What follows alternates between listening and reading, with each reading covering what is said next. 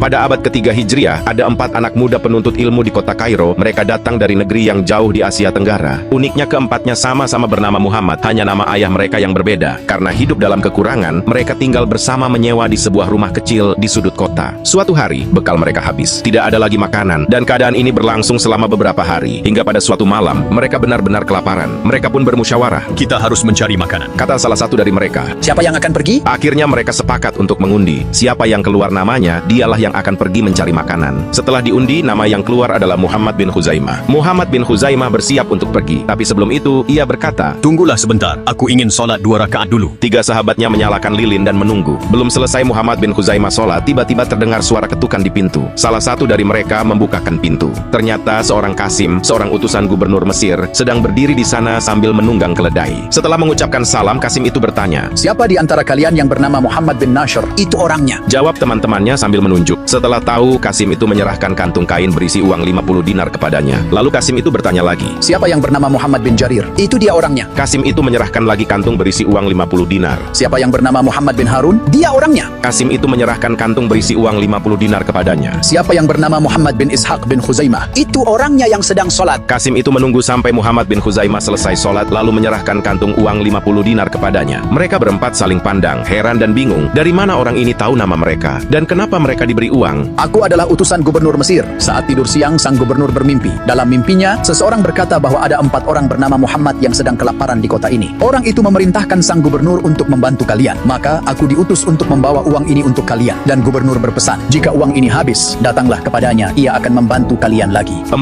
sahabat itu terharu. Mereka tidak menyangka Allah menolong mereka dengan cara yang begitu ajaib. Kelak, keempat orang Muhammad ini menjadi ulama besar dalam sejarah Islam. Muhammad bin Jarir al-Tabari, ulama besar dan penulis kitab tafsir terkenal. Muhammad bin Ishaq bin Khuzaimah, ahli hadits dan penulis kitab Syahih Ibnu Khuzaimah. Muhammad bin Nashr al-Marwazi, ulama hadits dan fikih. Muhammad bin Harun al-Ruyani, ulama hadits dan penulis Musnad al-Ruyani.